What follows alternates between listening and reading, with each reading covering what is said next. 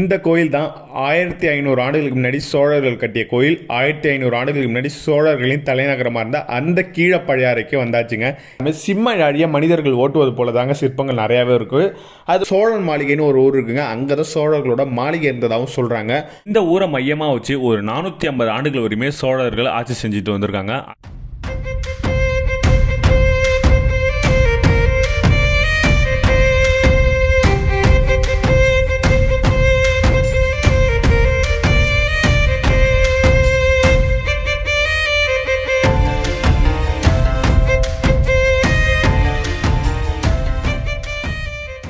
அனைவருக்கும் வணக்கம். இந்த வீடியோவில் நீங்கள் ஒரு 1500 ஆண்டுகளுக்கு முன்னாடி சோழ நாட்டின் தலைநகராக இருந்த ஒரு ஊருக்கு போக போகிறோங்க. இந்த ஊர் பேர் என்னன்னு பார்த்தீங்கன்னா பழையாறைன்னு சொல்லுவாங்க, கீழப்பழையாறைன்னு சொல்லுவாங்க. இந்த ஊரில் சோழர்கள் 1500 ஆண்டுகளுக்கு முன்னாடி கட்டிய ஒரு கோயில் இருக்குங்க. அந்த கோயிலோட ராஜகோபுர தோற்றமே உங்கள் எல்லாருக்குமே பிடிக்கும். அந்த கோயிலுக்குள்ளே போய் மற்ற டீட்டெயில்ஸ் எல்லாமே பார்க்கலாம். வீடியோ ஃபுல்லாக பாருங்கள், உங்கள் எல்லாருக்குமே பிடிக்கும். இப்போ நான் சொன்ன அந்த கோயிலுக்கு வந்தாச்சுங்க. இந்த கோயில் தான் 1500 ஆண்டுகளுக்கு முன்னாடி சோழர்கள் கட்டிய கோயில். 1500 ஆண்டுகளுக்கு முன்னாடி சோழர்களின் தலைநகரமாக இருந்த அந்த கீழப்பழையாறைக்கு வந்தாச்சுங்க. இதுதான் நான் சொன்ன அந்த கோயில். இந்த கோயிலோட ராஜகோபுரம் வித்தியாசமா இருக்கும்னு சொன்னேன். அதுக்கு காரணம் இதுதாங்க. இந்த தோற்றமே உங்களுக்கு பிடிக்கும். இது எப்படி இருக்குன்னு பார்த்தீங்கன்னா, அந்த கருங்கல் அமைப்போட நுழைவாயில் வரையும் அந்த பேஸ்மெண்ட் வரையும் கருங்கலால் அமைச்சிருக்காங்க. அதுக்கு மேலே செங்கல் வச்சு எழுப்ப பார்த்துருக்காங்க. ஆனால் பனி முடிஞ்சுதா என்னன்னு தெரியல. அது மட்டும் இல்லாமல் அந்த கருங்கல் சுவத்துக்கு கீழே எல்லாமே சிம்ம அழிய மனிதர்கள் ஓட்டுவது போல தாங்க சிற்பங்கள் நிறையாவே இருக்கு. அது போல நம்ம நுழைவாயில் ராஜகோபுரத்தோட நுழைவாயில் உள்ள வந்ததுக்கு அப்புறமே 2 பக்கம் 4 பக்கமுமே இந்த நாட்டிய கலைகளை பற்றி அந்த சிற்பங்களும் நிறையா இருக்குங்க. கீழே இருந்து மேல் வரையுமே இருக்கும். கிட்டத்தட்ட ஒரு 50 சிற்பங்கள் இது போல இருக்குங்க. அதுக்கப்புறம் இந்த ராஜகோபுரம் மட்டும்தான் உடைஞ்சு இந்த சேதலம் அடைஞ்ச இதில் இருக்கும். மற்றபடி கோயில் எல்லாமே பக்காவாக இருக்குங்க.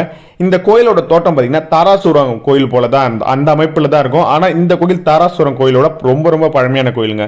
இப்போ இந்த கோயிலை பார்த்துக்கிட்டே நம்ம சோழர் வரலாறு 1500 ஆண்டுகளுக்கு முன்னாடி இங்கே என்னென்ன நடந்திருக்குங்கிறத நம்ம பொன்னியின் செல்வன் கதையிலையும் சொல்லியிருப்பாங்க. அதை நோக்கி தான் நம்ம பயணமும் அப்படியே கொஞ்சம் தெரிஞ்சுக்கலாங்க. இப்போ நம்ம படிக்கட்டு ஏறணுன்னவே இந்த கோயிலை பற்றி, இந்த சோழர்கள் இங்கே என்ன பண்ணாங்கிறத பற்றி ஒரு பேனர்லாம் வச்சுருப்பாங்க. நம்ம அதை கடந்து நம்ம அப்படியே சொல்ல ஆரம்பிப்போம். சின்ன சின்ன பாயிண்டாக தான் சொல்லுவோம். வீடியோ ஃபுல்லாக பாருங்க, உங்களுக்கு பிடிக்கும். இந்த பழையாறை சோழர்களுக்கு 2வது தலைநகரம் தாங்க. முதல் தலைநகரம் என்னன்னு பார்த்தீங்கன்னா நம்ம பூம்புகார் தாங்க. பூம்புகார் அப்போ சுனாமி அந்த கடல் ஆழியால அழிஞ்சு போகுது. அதனால சோழர்கள் இங்க தலைநகர் 2வது தலைநகரமாக இந்த கீழப்பழையாறையில் ஆட்சி அமைக்கிறாங்க. அப்போ பார்த்தீங்கன்னா சோழர்கள்லாம் எழுச்சி பெறாத நேரம், அந்த பொற்காலெல்லாம் ஆரம்பிக்காத நேரங்க. அப்போ மற்ற மன்னர்கள், இந்த பல்லவர் மன்னர்கள்லாம் அடங்கி இருந்தாங்க. ஒரு சமயத்தில் போர் ஆரம்பிக்குதுங்க. அப்போ பல்லவர்களோட எதிர்த்து நின்று பாண்டியர்களை வெற்றி பெறாங்க. அப்போ பல்லவர்கள் இவங்களுக்கு நிறைய நிலங்கள் கொடுத்து அதிகாரம் கொஞ்சம் அதிகமாக தரப்போல சொல்றாங்க. அப்போதான் சோழர்களோட பொற்காலம் ஆரம்பிக்குது. விஜயாலய சோழன் அப்போ ஆட்சியில் இருக்காதுங்க. அதற்கப்புறம் சோழர்களோட கை ஓங்குது. இந்த பழையாறை கோயிலை, இந்த பழையாறை சுத்தியுமே இப்போ சென்னை எடுத்துக்கிட்டீங்கன்னா எப்படி இருக்கு? சென்னை சுற்றி ஆவடி, அம்பத்தூர், அண்ணா நகர், அது போல நிறைய ஊர் இருக்கு. எல்லாமே சென்னைங்கிறாங்களே. அது போல இந்த பழையாறையை சுற்றி பார்த்தீங்கன்னா நிறைய இருக்குங்க. திருச்சக்தி முற்றம், முழையூர், உடையாளூர், அது போல தாராசுரம், நாதன் கோவில், அப்புறம் புதுப்படையூர், பம்பை படையூர், அது போல நிறைய இருக்குங்க. பக்கத்திலேயே எல்லாத்துலயுமே பெரிய பெரிய கோயில்லாம் இருக்கு. சோழன் மாளிகைன்னு ஒரு ஊர் இருக்குங்க. அங்கதான் சோழர்களோட மாளிகை இருந்ததாகவும் சொல்றாங்க. அந்த ஊருக்கும் நம்ம போனோம், அதுவும் பார்க்கலாம். ஆனா இப்ப எந்த ஒரு தடையும் இல்லைங்க.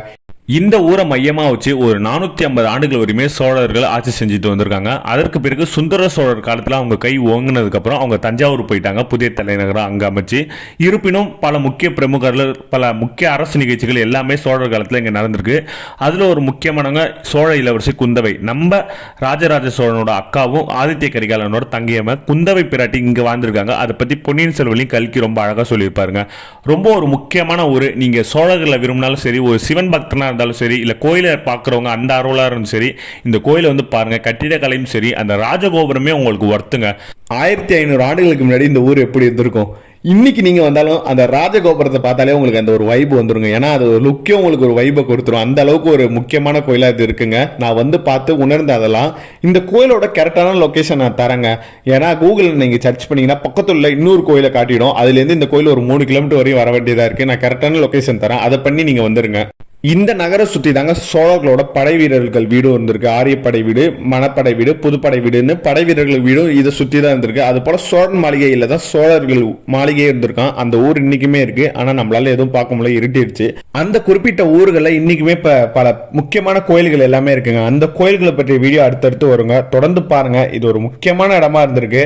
இந்த கோயில் பார்த்தீங்கன்னா ராஜேந்திர சோழன் காலத்துக்கு பிறகு முடிகொண்ட சோழபுரம்னு அழைச்சிட்டு வந்திருக்காங்க. இந்த வீடியோவில் நீங்கள் 1500 ஆண்டுகளுக்கு முன்னாடி சோழர்கள் கட்டிய அந்த சிவன் கோயிலை பார்த்த வரையே 1500 ஆண்டுகளுக்கு முன்னாடி இந்த ஊரை தலைநகரமாக அமைச்சு சோழர்கள் என்ன பண்ணாங்கங்கிற விஷயத்த கொஞ்சம் கேட்டிருப்பீங்க. நான் சொன்ன மாரி அடுத்தடுத்த வீடியோவில் இந்த ஊரை சுற்றியுள்ள அந்த முக்கியமான கோயில்களை பற்றி வீடியோ உங்களுக்கு வருங்க. நிச்சயமாக பாருங்கள். வீடியோலாம் பார்த்துட்டு எப்படி இருந்ததுன்னு கமெண்ட் பண்ணுங்கள். தொடர்ந்து சப்போர்ட் பண்ணுங்கள். வீடியோ எப்படி இருந்ததுன்னு சொன்னீங்கன்னா அதை அடுத்தடுத்து திருத்தி நாங்கள் முன்னேறிக்கலாம். தொடர்ந்து சப்போர்ட் மட்டும் தாங்க. நன்றி, வணக்கம். அடுத்து சூப்பரான வீடியோ எல்லாமே உங்களுக்கு வருது. சோழ தேசம் நோக்கி நம்ம போயிட்டே இருக்கலாம். அடுத்து பாண்டிய சேர தேசமும் போகலாம்.